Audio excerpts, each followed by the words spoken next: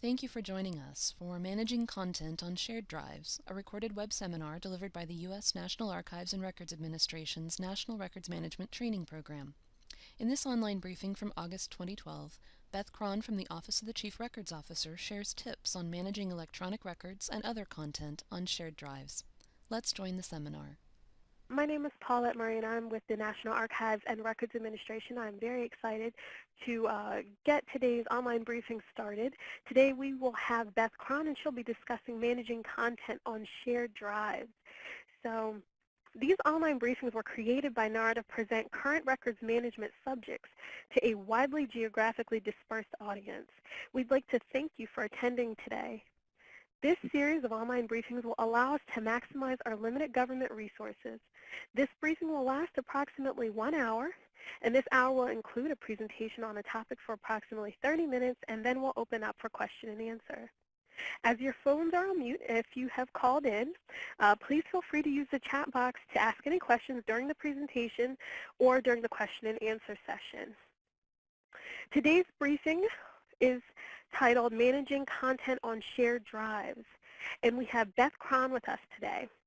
Beth is a member of the Records Management Policy section within the Office of the Chief Records Officer.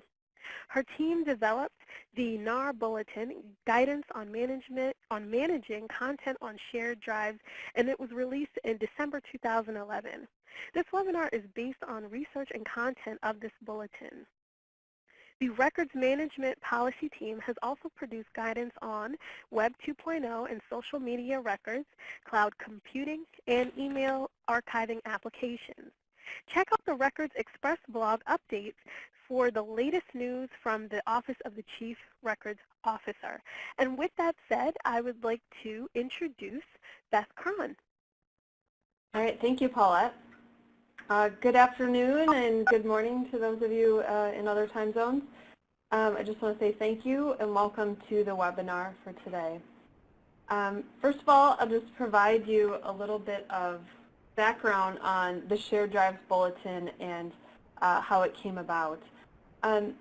Based on feedback that we received from agencies and from NARA staff, our management decided that we should develop a bulletin on managing shared drives. And through development of the bulletin, we interviewed a number of agencies on the configuration of their shared drives and asked them about any reorganization projects that they've done on their shared drives. So we learned quite a bit about the current landscape of which agencies are using shared drives. And then next on the agenda for today, I'll look at the purpose of the bulletin. We'll talk about what our definition of what shared drives are for the purposes of the bulletin. Then we'll look at the records management responsibilities for those who have a role in managing files on shared drives. And I'll give you a hint right now, this is probably everyone who uses a shared drive. We'll then go over some of the benefits that we found for organizing shared drives. And in order to do the organization process, we developed a list of strategies and best practices that can be used on a day-forward basis to manage shared drives. We'll then go over any special considerations for federal agencies to transfer permanent records to NARA from shared drives. And then, as I mentioned, as an appendix to the bulletin, we developed approaches for organizing shared drives that are based on our own research, based on our research, our own experiences, and those of agencies that we've spoken with. And I would like to note now that you can go ahead and ask any questions in the chat throughout the webinar, and Paulette will moderate these and bring them up when appropriate. So the purpose of this bulletin is that it recognizes the reality that many agencies use shared drives to store records. So with this bulletin, we're recognizing that vast amounts of legacy records reside on shared drives, and we wanted to provide day-forward guidance for federal agencies on this topic. And what we found in interviews is that agencies have had varying degrees of success with using shared drives as record-keeping systems. And this seems to be dependent on a number of factors, including the scale of the shared drive and the size of the team and the team that uses them. So what NARA bulletins do is they provide fundamental guidance to federal agencies. Then it is up to the agencies to determine the most appropriate ways to incorporate that guidance into their business processes.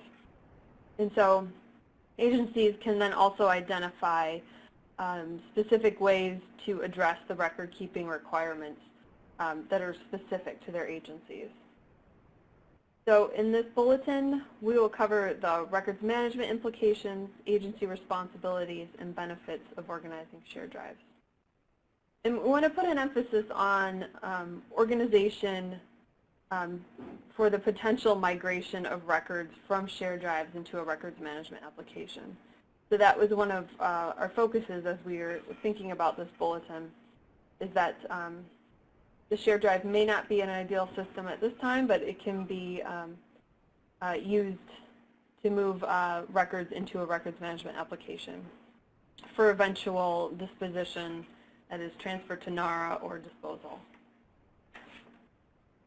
So our working definition of shared drives is that they are network drives used to store and share files. So this could be, excuse me, sharing files such as word processing documents, scanned and photographic images, audio, video, spreadsheets, presentations, and databases. Agencies use shared drives for a variety of purposes, but most often they're used to store related content by work group, project, committee, or topic. And so the storage of content on shared drives that includes both federal records and non-record material poses record-keeping challenges, as it leads to the intermixing of the federal records and the non-record material, which can make it difficult to meet records management responsibilities. So we're going to try out the feedback box, and the question is, I think you should see it up there right now, but I will put up a new poll. The question is do you use a, okay, I see where it's working now. Do you use a shared drive as a record-keeping system, or do you use a shared drive to store records? Okay, let's see, we got 16 yeses.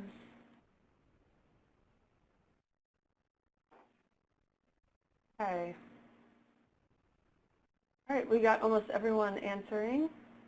This looks, yes, this looks like about, we have, I won't try to guess what percentage that is off the top, but the majority of the people said that they do use a shared drive to store records. And what we found is that this does match with our experiences in talking to agencies about their shared drives. So this is helpful to get an idea of where the attendees are today. So thank you. So we'll look at the question of if a shared drive can be a record-keeping system. First, record-keeping systems must meet the requirements of the NARA regulations in 36 CFR 1236. And this includes a list of the requirements for an electronic record-keeping system. So the thing to note here is that we concluded that a shared drive on its own with only default settings and no additional configuration or steps taken does not provide the functionality of an electronic record-keeping system. However, through consultation with our Office of General Counsel, we determined that shared drives could be record-keeping systems through a combination of manual and automated policies and procedures. And so we're going to go over in the next few slides. I will outline those policies and procedures and the functionalities that must be in place when using a shared drive in order for it to qualify as a record-keeping system. So to do this, managing records on a shared drive that does provide the functionality of a record-keeping system will be a challenge, and it does require significant manual intervention, as we learned in our interviews with agencies. And one thing we found is that smaller units or offices may have better success with the scalability of such an implementation, For example, we spoke with one agency that had a shared drive set up just for their records management staff. And they had success with managing the controls and the files on the shared drive with this limited staff, limited group of people. So now I'll go over to the challenges for record keeping on shared drives. As I mentioned in the previous slide, shared drive can be a record-keeping system through a combination of manual and automated policies and procedures. But these are the specific challenges that must be addressed. And we outlined them in the bulletin, and I have them listed here on the slide. So we'll look at the first challenge is ensuring that records are scheduled and managed according to approved disposition. And as I explained with some of these other challenges too, it can be challenging to ensure that records are associated with the approved disposition when they're in various places and may not be organized on a shared drive. Following up with this, it's identifying the record copy when multiple copies and versions exist. There's no built-in feature for shared drives to identify one copy as the record copy. But it is possible to create a folder structure or use naming conventions to do this. But it can require that those who create the record, create the files or manage them, that they follow specific rules to do this. The third challenge is implementing controls to protect the trustworthiness of records and their related metadata. Examples of this could include protecting access to folders and drives that contain personnel or other information that shouldn't be seen by all the people that have access. And this also includes taking steps to ensure that characteristics of trustworthy records, such as reliability, that the records represent the actual transactions, that the records are authentic, that they are what they claim to be, that the records have not been altered or changed, and also that they can be located, retrieved, and opened. So that's the fourth challenge then is structuring folders, subfolders, and files within a shared drive to associate with their approved record schedule. So this is a common idea that we saw with agencies, but it requires planning before using the shared drive to develop a structure that aligns with the approved record schedule. So it then requires those responsible for creating and managing records to follow that structure. So what that would look like is the folders would line up with the items in the agency's record schedule. Another challenge, implementing and maintaining audit trails to track the use of records. This is challenging because documents stored on shared drives can be edited or changed or deleted by anyone who has access to that drive if there are not access controls in place. And it's difficult to find an audit trail of who's modified a document, property fields that are associated with files. They're rarely populated with metadata, and there could be missing context to the documents. So that's one thing to keep in mind. And then organizing records and related dispositions when offices may change, merge, or cease to exist.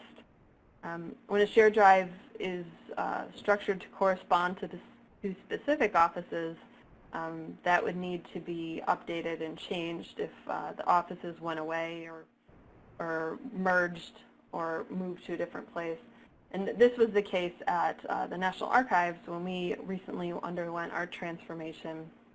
We've had to reconfigure, update our structure for our shared drives. So the last challenge is monitoring the record copies of long-term, temporary, or permanent records for technological obsolescence. So there's no built-in capability for shared drives to monitor when records should be migrated to the next version of the format, and it may be necessary to use other tools to accomplish that. So let's talk now about records management responsibilities. Agencies are responsible for managing their records in accordance with 36 CFR Part 12, Subchapter B. That's the long name for the NARA regulations. And so over the next few slides, I'll look at the responsibilities that are in 36 CFR 1236-20. So these are the high-level responsibilities that agencies must follow. So this specific regulation requires these following functionalities for managing records throughout their life cycle. So the first is to declare records. That means identifying and filing the record copy within the shared drive and assigning unique identifiers to the records. It also means capturing the records, so if it means importing records from other places or linking them to other systems, and then also organizing the records so that they're associated with their approved record schedule and disposition instructions. Also, preserving the records, maintaining security and access. This means preventing unauthorized access, modification, deletion of declared records. And this also means ensuring that an appropriate audit trail is in place to track use of those records. And this also means ensuring that all the records are retrievable, they can be used, they can be opened, and read as needed to conduct agency business. And so this means developing procedures to migrate records and related metadata to stable storage media or sustainable formats as time goes on. And then the final responsibility is for disposition. That means disposing of temporary records according to the approved records control schedule, or identifying the permanent records for transfer to NARA. And also applying any holds or freezes that are required at the time. So agencies are also responsible for managing non-record content on shared drives. For instance, agencies should review and delete obsolete materials when they're no longer needed for reference. And I've included here, these are just the relevant CFR citations for what are non-record materials and how are non-record materials managed. So on the next few slides, we'll go over some of the benefits of organizing shared drives.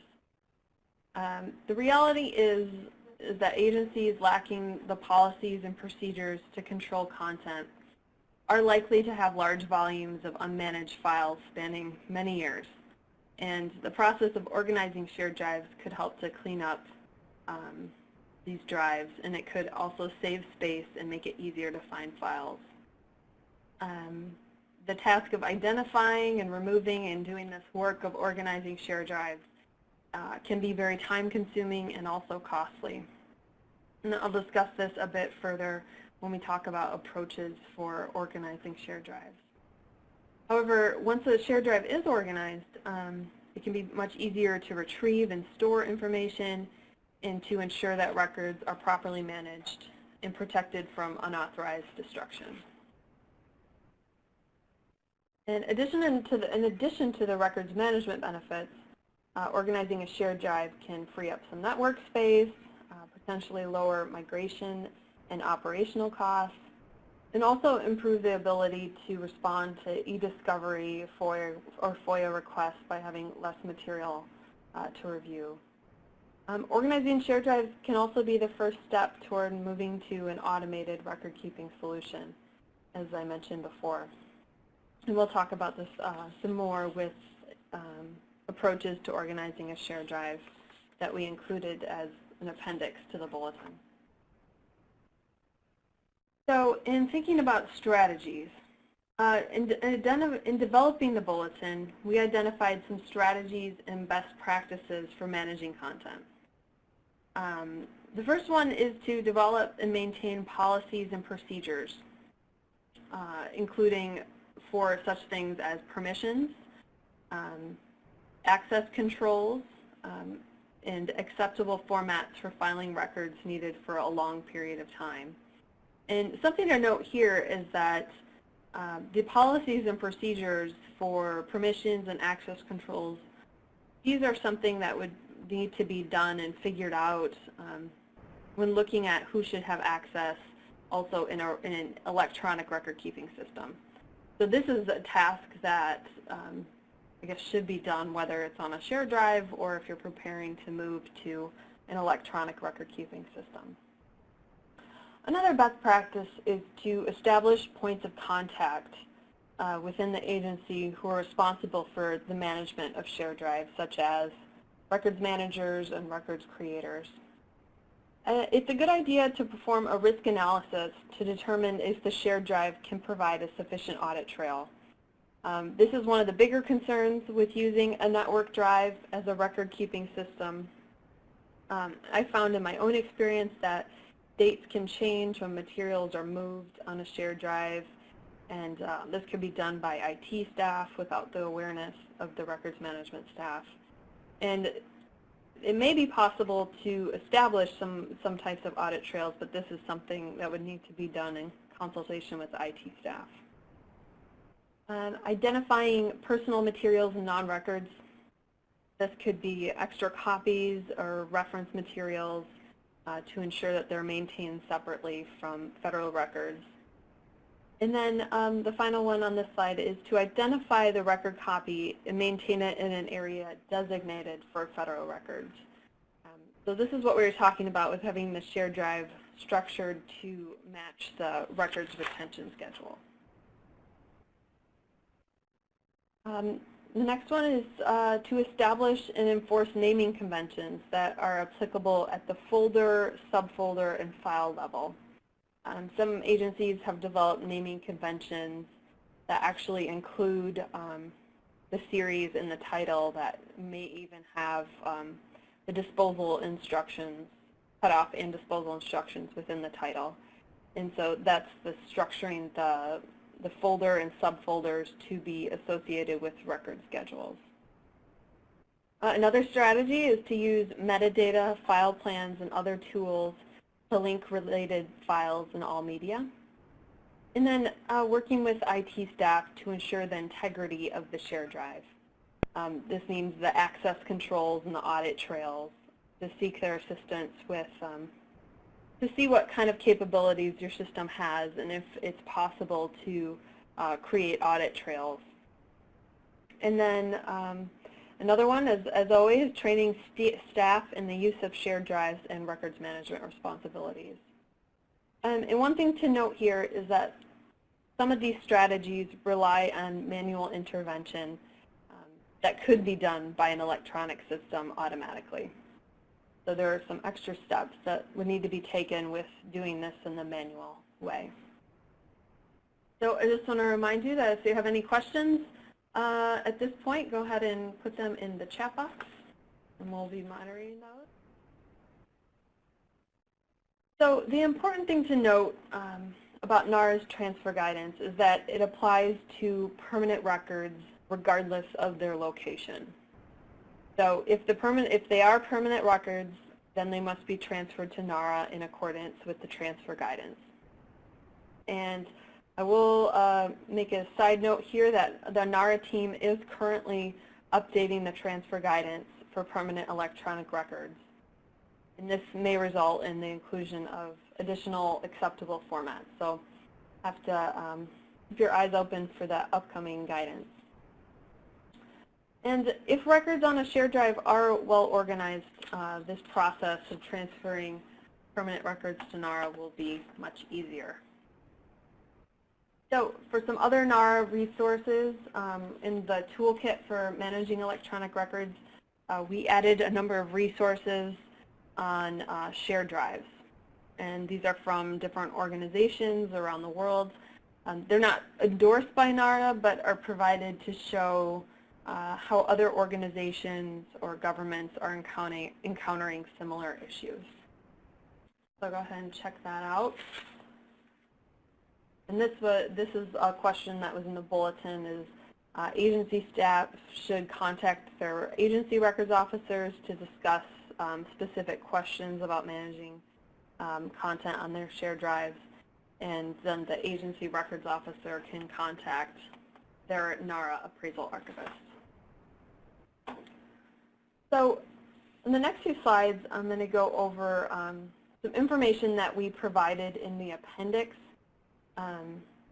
This is not formal guidance, but are provided as tips for how agencies can deal with legacy content on shared drives, and also think about day-forward planning procedures for the proper management of shared drives.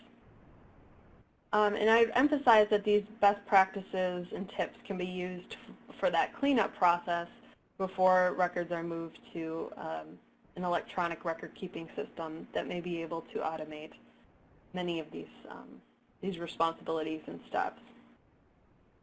So these high-level steps are shown on this slide and include the planning the project, identifying key stakeholders and their roles and responsibilities, evaluating the current state of the shared drives within the agency, identifying and removing unwanted content, managing the content, and then also developing day-forward policies and procedures.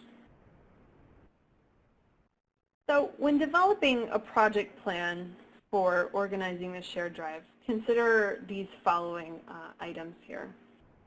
Developing a communications plan can be helpful to tell others in the agencies about what records management is planning so that they can be involved and then they can know the purpose and the scope of the project. And then also identifying the shared drives that are candidates for organization or that need to be organized. And this can show where to focus energies. Identifying and procuring any services or technologies to assist in the process. If procuring a contractor, this could include conducting a market survey, interviewing vendors, and preparing a statement of work. And then once you've identified the shared drive and have the technology available or the contractor, you can conduct a pilot to test the process and also develop rules for the rest of the organization for how this can be done. Hey, Beth? Yes. Looks like we have 2 questions in the chat if you want to tackle those really quick. Hey, I'm seeing that. The question Bruce. is what is the ANA status of using auto-classification to assist in the shared drive cleanup? Is it acceptable? Oh, NARA. Okay, I was going to say I'm not sure what ANA is. Yes, I mean this is something that I'll address in the next few tools, or excuse me, in the next few slides. Auto-classification tools can be helpful in doing this process of running queries and having the technology or the software group related records, and it can make the organization process much easier. So I will talk about that. In our own shared drive cleanup project at the National Archives, we used some tools to run queries on the shared drive. This was run, the records officer, Susan Sullivan, led this project. We used the tool to help us identify content that should be managed and the content that is either non-record or it has met its disposition time. So the next question is it highly suggested that the records management be granted full access to shared drives? Should this be in policy? I would say that is something that could be determined at the agency level. I know that records officers' experiences in agencies with the level of access that they're granted is highly variable. So that may be something to discuss at your agency, and if that would be appropriate, and if it's determined that they should, then that could be incorporated into the policy. So if that doesn't answer the question, that it really doesn't, but I don't know that I can make that assessment. So if that doesn't answer your question, go ahead and ask a follow-up on that, and I can try again. So the last one on here is to document the lessons learned from the pilot. And from this experience, you can identify ways to improve for your next steps. in conducting the project. So successful organization and maintenance of shared drives is going to involve many stakeholders. Senior management are key to serve as champions for the project. Records management staff ensure that the policies and procedures are created and maintained and then followed. The information technology staff manage the network operations, information security, and help desk services. The subject matter experts, or those end users that actually create and use content, can provide information about what's there, and they can tell you what's actually on the shared drives. And then staff responsible for litigation holds and pending information requests, if for FOIA or Privacy Act, and they can be helpful to prevent the deletion of any responsive content. So organization of the shared drives involves analysis of the current state, the current shared drive structure and any practices. So this involves reviewing any IT requirements, the IT platforms, the enterprise architecture, security requirements. All of these help to understand the impacts the impacts on the project or that the project may have on the systems. And then to collect data regarding the current status. This could be the number of shared drives within an organization, the volume of content on each of those shared drives, the current directory structures, the file types and formats that exist on them, and then also file dates such as when the file was created or last modified. And then it's also helpful to evaluate any pending IT plans that could impact the project, such as a planned migration to a new shared drive or consolidation or any other technology issues or refreshes that might be happening or planned for the near future. And then identifying and reviewing any controls that are currently in place, such as certain offices may have their own naming conventions or version management, file plans, or ways that they apply metadata to files. And then the last one on here is to interview SMEs or subject matter experts and any other stakeholders to understand how they're using shared drives. So in identifying and removing unwanted content, think about using rules and queries to identify unwanted content. And some of this could include system-generated backup files, temp files, old applications, old install files. You may have multiple copies of files that contain identical content, but maybe in different formats. In our experience, we found that we had often a Word document and the associated PDF, and they were the same documents, but there were just multiple copies in different places. This could include digital photos and videos that could be stored in another more appropriate location or on other media. And then also personal files with no business use, or no business value. And so what I have a little screenshot here. You don't have to be able to read that, but this is an example of the reports generated from the software that we ran on our shared drives. And so these were all files identified that I had to review. And so it showed the file size, what the format is, and then also the date last accessed. So this could show that these are all files that haven't been accessed for 10 years. And so it's time to look at those and see what they are and if they should be handled in a different way. So reviewing and removing the unwanted content, it can mean working with the subject matter experts to do this. Once you have reports or queries generated, it can mean establishing deadlines for when the subject matter expert should review the files. It could mean scheduling meetings to review the files as a group.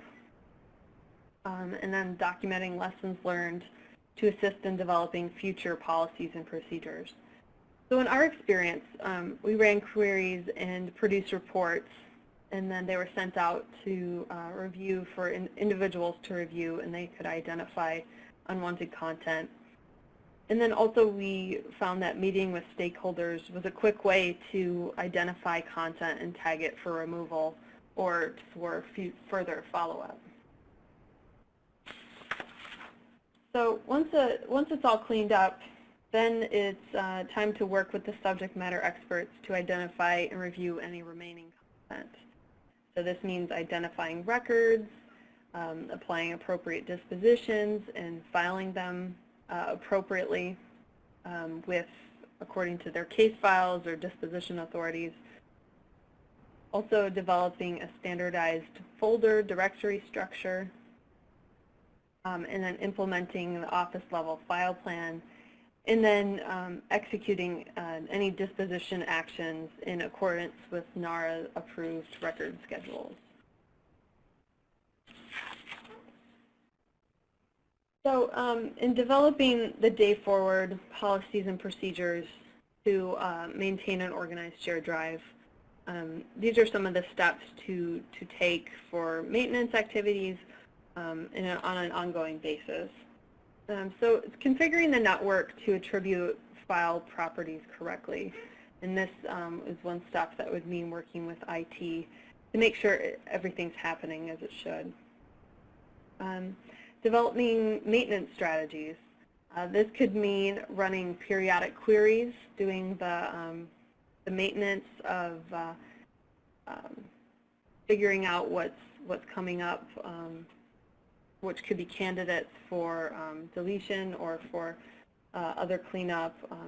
I also heard that some agencies find it helpful to do annual or semi-annual cleanup days. This could be a designated time set aside for people to go through their files and get them cleaned up. Then implementing the folder structure and the naming conventions, as we've talked about. Developing the written guidance and reference materials for shared drive users. And as always, providing training for staff once they've been able to look at the guidance and answer any questions that they have. And then the maintenance and updates of the shared drives could be included as an item in internal records programs reviews. And then in order to keep all of this running smoothly, it's important to establish the clear roles and responsibilities for maintenance of the shared drive. So that brings me to the end of the presentation. I just want to say thank you. Okay. Well, it looks like you answered any questions that people might have had, Beth. Hey. So if you'd like to say anything, did you want to say anything else before we close out? No, just thank you for attending today, and I'd like to hear any comments or questions that you have. Okay. All right. Well, thank you so much, Beth. You did a wonderful job, and I think a lot of people appreciate it. It looks like you have some applause coming from the crowd there. We wanted to, actually we do have a question from Walter, so before we do that, so let's not sign off just yet. How many files/bytes did the NARA project effort take on? Good question, Walter. Yes, that is a good question. Off the top, I know that there are several shared drives at NARA, and there are a couple terabytes, I think, each. So that's a guess. I don't have the exact numbers, but they were getting quite large, so hence the need for a cleanup project. Well, I can answer any questions about the shared drive bulletin, but if you do have specific questions, it's best to talk with your NARA appraisal archivist who is more familiar with your agency and maybe can better answer any specific questions that you might have. So that was in response to Loney. Okay. All right. Okay. Well, once again, thank you, Beth, for a great presentation. And thank you to everyone who had questions or participated in the discussion. We'll be hosting other upcoming online briefings, so please just keep your ears out for the slides. I mean the flyers that we send out, so that you could register for those. And please look for updates about other online things that we're offering here at NARA. We have the new fiscal year 13 online course schedule online, I believe. And so I will put that link into the chat box after I'm done. I'd like to thank Beth for her presentation today, as well as Robin Riot for helping to monitor today's briefing. And I'd like to thank all of you who signed on. Once again, if you have any questions, please feel free to email me, Paulette Murray at NARA.gov, or Beth Cron. Thank you, and have a great day. All right, thank you. Thank you. We hope you found this seminar useful. For more information about the U.S. National Archives and Records Administration and its National Records Management Training Program, please visit us online at archives.gov or view our current schedule of face-to-face and online workshops at nara.learn.com.